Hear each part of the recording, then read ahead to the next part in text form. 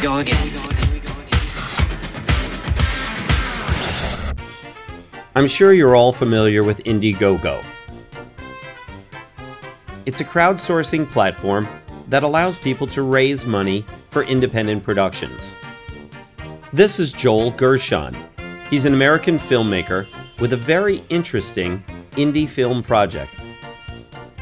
I met with Joel at my studio in Bangkok for this interview. And quite frankly, he needs your help to get this done. Please have a listen, and if you can, contribute to the project. Conversations, we'll put this together afterwards. Sounds great. Hi, my name's Joel Gershon, and I am the director of a documentary film project entitled Cirque Du Cambodia. And it's a film, inspiring film, I hope it's an inspiring film, about young Cambodian teenagers who are circus training as a way to get ahead in life. And there's, you know, amazing things that they're doing with this. They're traveling the world, and they're able to earn money that they would ordinarily never be able to earn. And it's just great to see that, you know, using art as a way to get ahead in life. Now, how did you find this story, Joel? Basically, 2 years ago, it's a pretty serendipitous story. 2 years ago, during floods here in Bangkok, I was kind of forced to flee because I live right on the river. So I wanted to get away. I didn't want to be stuck in my apartment, have to take a boat around. So I took off for Cambodia, where I have some friends. And I went to Phnom Penh, the capital of Cambodia. Hung out there for about a week and got a little bit restless. Things were not improving in Bangkok. So I decided, you know, where should I go in Cambodia? I basically looked at a map and saw this place called Battambang. I'd never been there. It seemed on the way back to Thailand though, so why not check it out? And I did, and when I was there, I was like, what do I do in Battambang? I pretty much looked you know, on the internet, asked people, and they all said, go to this circus, it's totally amazing. I didn't know what to expect. So I checked out this circus. It's actually in a big top tent, and it's part of a school. And I was just immediately blown away by what I saw. It was great, it was fun. The kids were smiling, they were having fun, and I was having fun. And, you know, I didn't expect to see, you know, a circus in this small town, kind of in the middle of nowhere. It is Cambodia's second biggest city, but that's not really saying that much, and it's in a village kind of outside the city. Now, you know, like most people as a kid, I grew up seeing the circus. I loved the circus. When I went to China, I checked out the circus there. I'm not like a huge circus person, but you know, who doesn't love to see people doing great tricks and having fun? And I totally got caught up in it. So that night after the show, I went to the person in charge, and I'm like, you know, you guys must have had 1 million documentaries done on you. And they told me they'd never had one done in English. I had to jump on that immediately, knowing that this is just such an amazing story. And it gets more and more amazing the more you kind of dig in. Now, where did the school originate? I mean, how did this all get started over there? I mean, that seems like you said, it's in the middle of nowhere. Yeah, second biggest city in Cambodia. And as you said, that doesn't say a whole lot. So how did this get going? Did you research the history? Yeah, well, they actually announced it kind of before the performance, just kind of to give people some background. It's an amazing backstory. During the Khmer Rouge era, where, you know, most people should know it, but you know, the government at the time, the Khmer Rouge, slaughtered, killed, you know, people who were intelligent or who had some kind of foreign education, and they you know, they went after all types of innocent people, and as a result, many people had to leave and go to refugee camps. And a bunch of kids ended up at this refugee camp in Thailand, actually, the Site 2 refugee camp, where they had to endure, you know, explosions going off all the time, killings, rapes. It was not a pleasant experience at all. And they had one kind of mentor, a French woman who was a volunteer at the refugee camp, who taught them about art and kind of used art therapy as a way to help these then kids kind of overcome the, you know, the horrors that they were enduring in the refugee camp. And the kids really loved the art, and they took to it, and they vowed that one day, if they ever got free of the refugee camp, that they wanted to start their own art school. And that's exactly what they did in the early 90s. They started this school called Far Panlu Selapak, which means brightness of the arts. And it's a beautiful place. It's green and it's nice. And they teach art, they teach music, they have a theater program. And about maybe, I don't know, 5, 6 years after they started the art program, they expanded into circus training. That's actually become kind of a more popular form of art and art therapy. Most people may not have heard of it, but it's something called social circus, where they teach circus training to kids, and it helps them, they develop, they're able to do amazing things that you and I can't do, flipping in the air, walking on tight ropes and juggling and all these things, and having a lot of fun. And more than fun, they're able to actually build careers where they would have no opportunity. Most people in this area, basically what they're looking at in life is working in a factory for a couple bucks a day, maybe working in the rice fields, or worse. And I don't need to get into that, but it's bad. There's not really that much opportunity. And these kids now can travel to different countries. They're able to earn much more than they would in a factory or in the rice fields. And it's kind of an amazing thing that they're using their talents that they would normally never have discovered if they weren't developed from the school, and they're able to do incredible, amazing things. Not only amazing in terms of human ability, but amazing that they're able to uplift themselves out of poverty. So now, tell me about the kids. Are they just local kids? Are they from all over Cambodia? It's just local kids. If you go 5 kilometers away, unfortunately, those kids don't have the same opportunity. It just happens to be that this school is in where it is, and the kids who just live around there go there.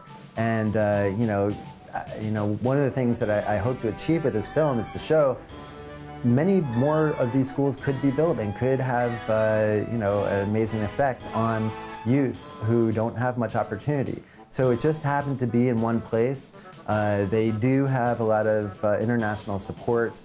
So it's not so easy to just go up and pick up and make a school like this. It does require a lot of, it's very, very labor intensive. A lot of heart has to go into it and the right intentions. But it just happened to be this place in Battambang, which historically in Cambodia is kind of it was an artistic center. A lot of famous movie stars and musicians and artists came from there before the Khmer Rouge era. The Khmer Rouge, one of the groups that they targeted was artists, and a lot of artists were killed, especially from the Battambang area, and this is kind of a resurgence of art in what was once kind of the art capital of Cambodia. So now this is more or less a rebirth of artistic industry there. Now, how long have you been shooting this documentary? Well, basically, as I mentioned before, immediately after I saw that first show, I felt compelled that I wanted to do something on this school. I mean, I've been making short films for some time now, and I think one of the things I've been able to, one thing I can do is when I see a story, when it comes to me right in front of my face, I have to jump at it. And this story was just so amazing on so many different levels, so many different layers to it. The history of it, what it's actually doing for the community, and Cambodia itself is a place that very few people know about. People have heard about the Khmer Rouge. They know that once upon a time it was a terrible place with civil war. But these days, unless you've traveled there, gone backpacking, or checked out Angkor Wat, you really don't know very much about the place. So for me, I wanted to tell the story of this, it's a very beautiful place, very natural, raw beauty. The people are so amazing and kind and have a wonderful spirit. So I wanted to tell that story, and then this amazing fairy tale school that's just situated in a very random place that's able to take these people from the community and give them an amazing chance to get ahead. Now, in your trailer, you seem to be zeroing in on a couple of boys that seem to be expanding their horizons quite a bit. Tell me a little bit about that. Sure. Well, the story of the school is an amazing story in itself. But to be able to represent this in a feature-length documentary, there has to be kind of an arc. There has to be a real beginning, middle, and end. And it's a wonderful school, and it definitely deserves promotion. But for me to be able to tell this as a feature-length, you know, in the form of a feature-length documentary, I wanted to get kind of a real story, and I found one, which, you know, with the help of people of the school who, you know, guided me in this direction. There's two students that were just so outstanding at the you know, with their circus training abilities, that they applied to and they were accepted to the National Circus School of Montreal, which is one of the world's elite circus schools. It's, you know, they accept a very small percentage of people that apply. And these two students, because they were so great, they got some kind of help from the school. Some of the international people helped them fill out all the forms, and they sent a DVD to the school. And you know, I myself gone to the school. I've been to Montreal twice now, and I've interviewed the people in charge of the school. They said this was highly unusual. They almost always have people come to the school to audition, or you know, to one of the locations where they check people who do auditions. These two students named Sopa and Dina, they sent in DVDs of their work, and the person in charge of the school said there was no doubt that these two teenagers really had what it took. And they said that this was almost unprecedented for them to be accepted based on just a DVD, but they said technically it was like flawless. So, you know, these two kids from this rural village, you know, where, you know, it's like, I don't want to be putting it down, but, you know, like running water is scarce, plumbing is scarce, everyone sleeps together in the same room, it's very poor, you know. These two kids are now in Montreal, you know, living a very first world life. You know, I have to say most of the other students in this school are, you know, not Cambodian village kids. They're, you know, coming from very well-to-do, upper-class kind of families. And, you know, these two kids, it's just this amazing story that they're able to join in, and they're excelling. I mean, I don't want to be biased here, but my observation of them in the school, they really seem to be the best out of anyone. They're so dedicated. You know, the thing is you know, when they were in the school in Cambodia, from the moment they woke up till when they slept, they were training and practicing. I've seen it. These kids, they love it. They're having a great time, and you know, there isn't that much distraction. You know, people aren't really using smartphones that much in Cambodia. They can't.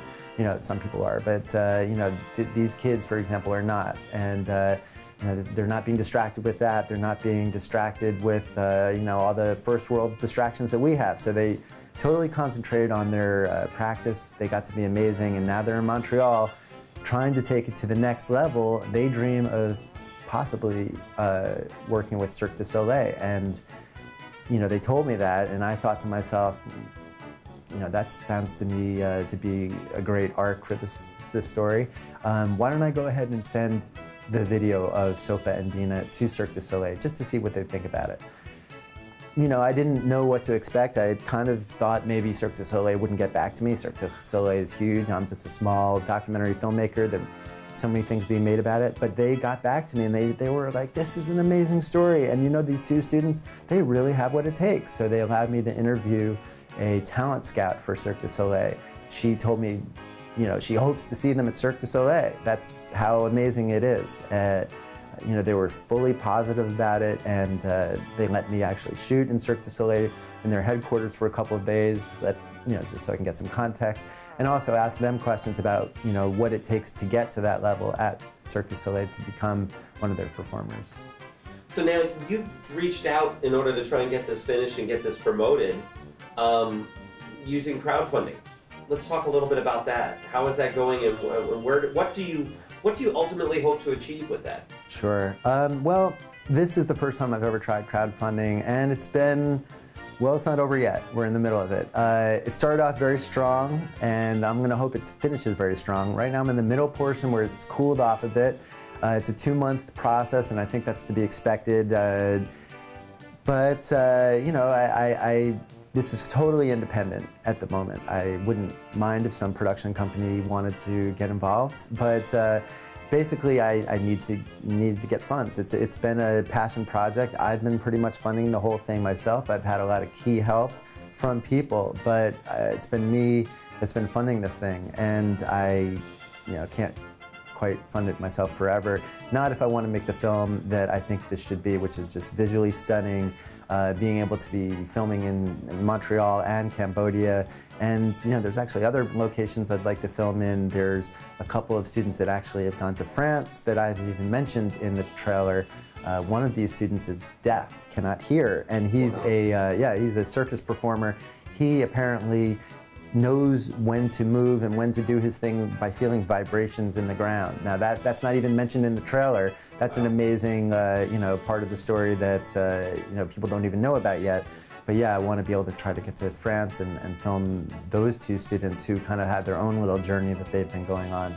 So yeah, I've been trying crowdfunding, and I've gotten a lot of love from people I know, some from people I don't know, but it hasn't quite gone viral yet. I hope it does. I hope maybe this interview will help that. I certainly hope so. We're going to try and get this out as much as we possibly can. I wish you all the best with this, and we'll try and do whatever we can to try and help get this promoted for you. Thank you so much.